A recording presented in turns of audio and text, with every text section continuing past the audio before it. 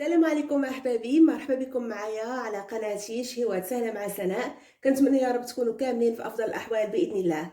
اليوم ان شاء الله نقدم لكم قطايف بالجبن اللي كيجيو غزالين بزاف ولذاذ، وحتى في المنظر ديالهم كيجيو رائعين. نبداو على بركه الله. المقادير: اول شيء غنبدا به هو المقادير ديال الجبن.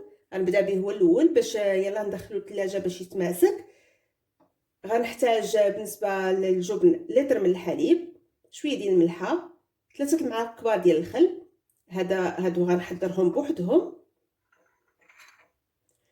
ونحتاج 2 كؤوس من الحليب بقياس كاس العنبه، ملعقه كبيره من السكر حبيبات او سنيده، 2 معالق كبار ديال النشا. هادو حتى هما غنحضرهم بوحدهم، عاد من بعد غنمزج الخليطين مع بعضهم. غنوضع الحليب على نار متوسطه. غنضيف دابا الملحه، غنخلط شويه هكذا باش الجبن ديالنا كيجي بنين شويه.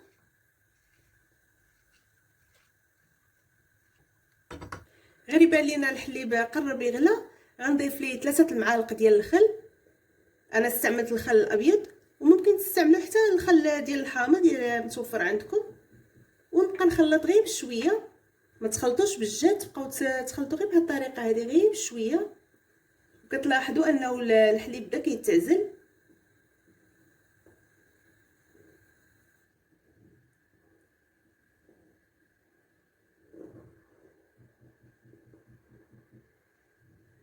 بمجرد ما كيبدا يتعزل الحليب والماء كيولي بوحدو والحليب بوحدو، كيوليو عندنا تكتلات بهذه الطريقه هذه، صافي كتطفيو عليه النار. المهم انكم تبقاو تخلطوا غير بشويه هكذا.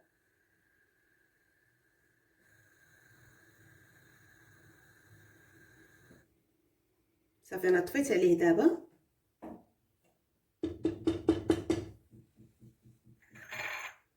غنخليه واحد شويه يرتاح، تقريبا 15 دقيقه يرتاح، وندوز باش نحضر المرحله الثانيه ديال الجبن. غناخذ كاسرونه نوضع فيها 2 كؤوس ديال الحليب اللي عندي،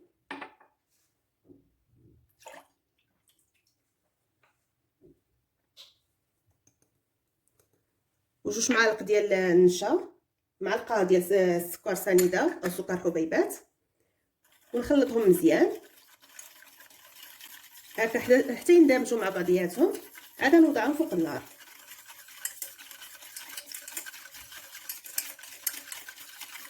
وضعت الحليب والنشا فوق النار باش يعقد شي شويه. ودابا غنصفي الحليب الاول بعد ما ارتاح كيف ما كتشوفوا معايا. غنخليه باش يتصفى مزيان، حيت من بعد غنضيفو على الحليب الثاني. نخليه هنا يتصفى مزيان. ما نعليش النار على الحليب والنشا اللي درت دابا باش ما يتحرقش ليا من التحت، وما نزكاش عليه من التحراك. نبقى نحرك فيه حتى كيتماسك ليا اولا كيعقد شويه بهذه الطريقه هذه. كنبقى مستمره في التحراك. صافي ها هو بدا كيتقاد. مجرد ما كيبدا يدير فقاعات بهذا الشكل هذا صافي كنتوقف. غنطفي عليه دابا النار. وها هي بعد ما وجدات لينا الكريمه ديالنا، غنضيف ليها الجبن اللي حضرت في الاول بعد ما تصفى لينا.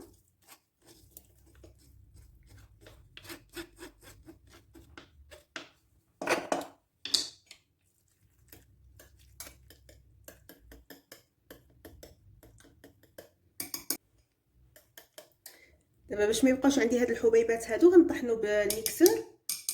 ممكن تطحنوه حتى في الخلاط الكهربائي، غير خليوه حتى يبرد باش ما يفسدش لكم الخلاط ديالكم. غنضيف ليه قطع من الجبن، جبن مثلثات او الجبن المربع حسب الرغبه، 3 ولا 4 القطع حسب اللي بغيتو.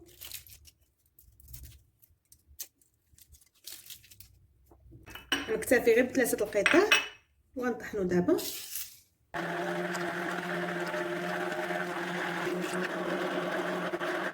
صافي كتطحنوا حتى كتحصلوا على واحد صلصه اولا جبنه كريميه بهذا الشكل هذا. مازال ملي غتوضعوه في الثلاجه غتماسك اكثر. صافي انا نوضعها دابا في الثلاجه. بالنسبه للملحه ممكن تذوقوا وتزيدوا الملحه اكثر على حسب الذوق. انا نزيد شويه الملحه. صافي دابا غندخلها للثلاجه غير تبرد شي شويه. ندخلوها للثلاجه حتى كتماسك كتولي عاقده ما كتبقاش سائله هكذا. وبالنسبه للماء اللي بقى لينا من الحليب بعد ما صفيناه راه ممكن نعجنوا به اولا نعجنوا به الخبز اولا الفطائر اولا القرص. كيجي لذيذ بزاف في العجينه كيجي عاط واحد النسمه زوينه بزاف. ما غاديش نضيعوه ممكن تستغلوه في عده فطائر. ودابا غندوزو للمقادير ديال القطايف اللي غنحتاج فيه. الدقيق الابيض 340 غرام، 2 معالق ونص ديال سكر حبيبات او سنيده، كاس مع مرش ديال سميده رقيقه اللي عاده كنستعملوا للبسبوسه والحرشه كتكون رقيقه بزاف بهذا الشكل هذا. انا نقرب لكم اكثر باش تشوفوها كتكون رقيقه بزاف.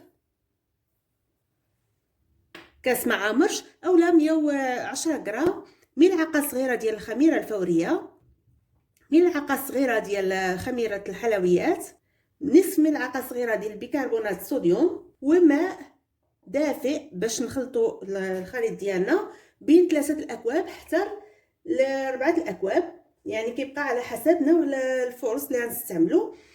وانا نقول لكم بالضبط شحال استعملنا.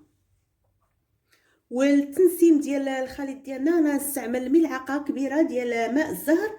وكيبقى لكم نتوما الاختيار، لا بغيتو تستعملوا كيس ديال الفاني ممكن تستعملوه، وعلى حسب المنكهات اللي كتبغيو ممكن تغيروا ممكن تستعملوا اي منكهات كتفضلوا. ونبداو على بركه الله. غناخذ كاس ديال الخلاط الكهربائي غنوضع فيه الفرص هو الاول.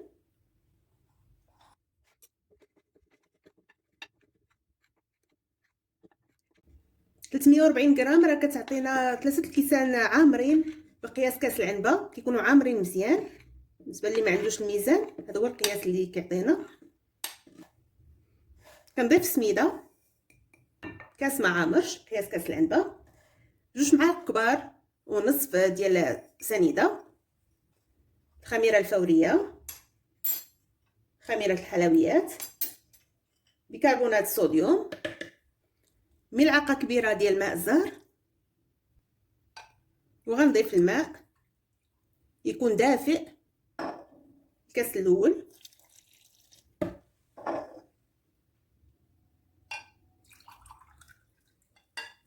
الكاس الثاني،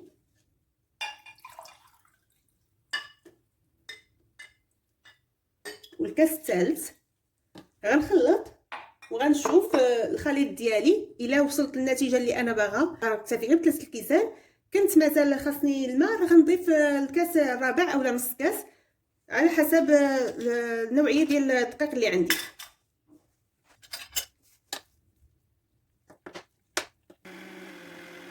وراه ضفت شويه ديال الملحه البنات. سمحوا لي نسيت ما قلتش لكم في المقادير. دابا بعد ما طحنت شويه الخليط جاني مازال ثقيل غنضيف ليه كاس ديال الماء.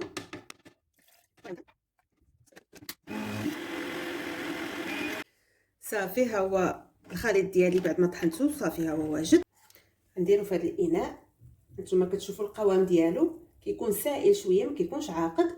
غنغطيه هكذا ونخليه فقط 10 دقائق ما محتاجش يخمر.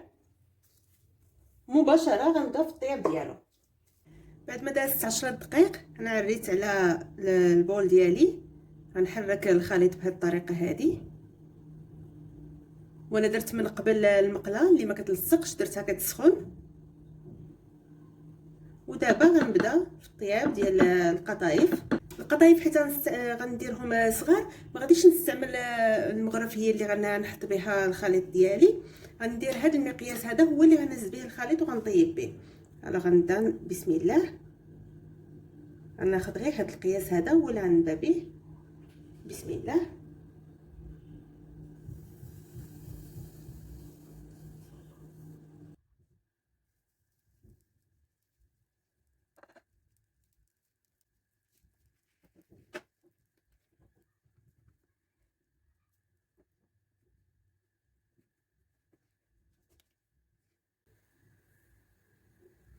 كيف كتشوفوا كيجيو مثقبين من الوجه ومن الظهر ما كيجيوش مثقبين، مما كيجعل الحشوه ما كتخرجش من الظهر.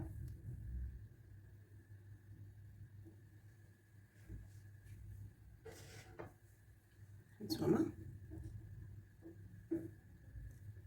والنار كنطيبو على نار مهيله بزاف.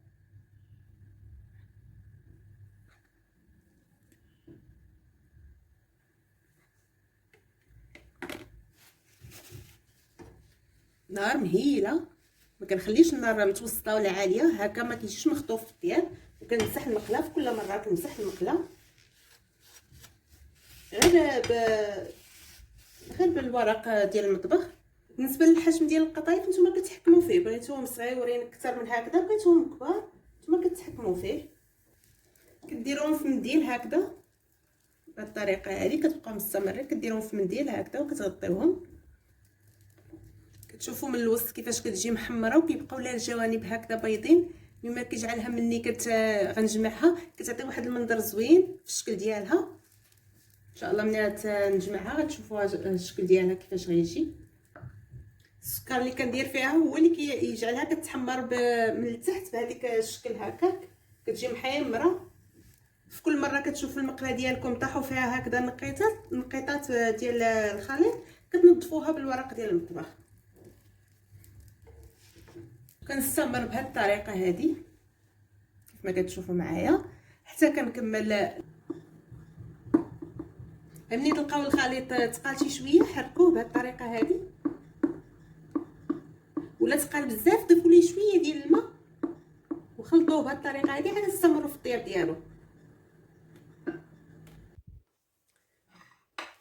بعد ما كملت القطايف ديالي في الطياب كنشد كل وحده هكذا، كنسدها نص سده بهذه الطريقه هذه، كنضغط عليها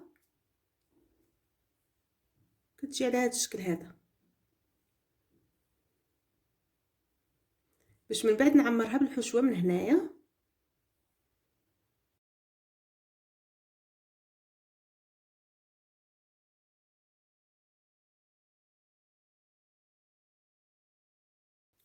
كيجيو حلوين حتى في المنظر ديالهم زويونين.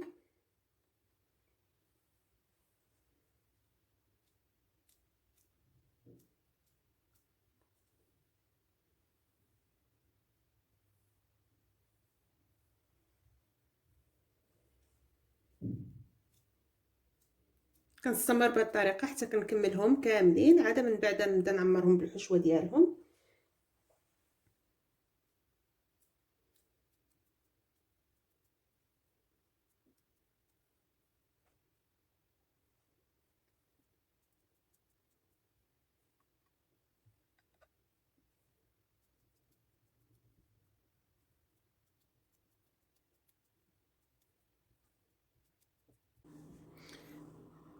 انا بعد ما كملتهم سديتهم، الجبن ديالي ها هو بعد ما يبرد مزيان في الثلاجه كنخرجو كنحركو بهذه الطريقه هذه قبل ما نستعملو. كتشوفوا معايا البنات ها هو تماسك مزيان مبقاش سائل كيف ما الاول.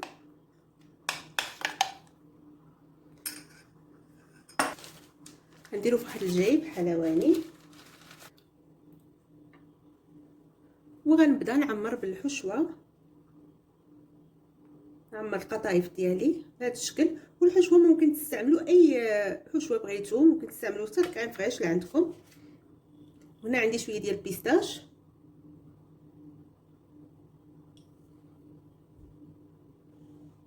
كنزين به بهذه الطريقه. وهاد الحشوه كتجي خليط بين المالح والحلو، كتجي لذيذه بزاف. كنتمنى ان شاء الله ان هاد الفكره او هاد الوصفه تعجبكم وجربوها ان شاء الله.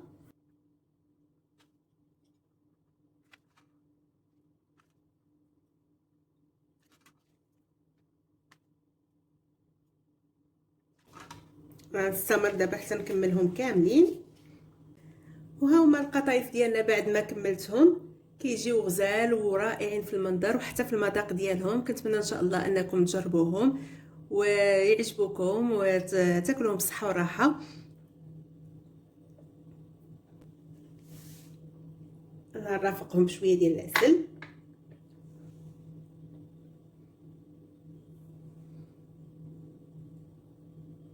كما كتشوفوا كيجيو غزال بزاف. ممكن تزينوهم بالبيستاش، باللوز، بالكركاع، باي فواكه جافه عندكم.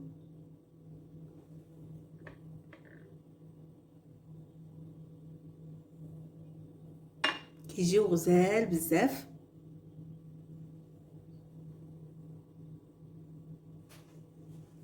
كنشكركم جميعا على المتابعه وعلى الدعم، وكنتمنى الا عجبتكم وصفه اليوم تخليو ليا جيم، ومرحبا بكم دائما على قناتي. كنتمنى لكم كل خير وتيسير، والى اللقاء في الفيديو القادم باذن الله.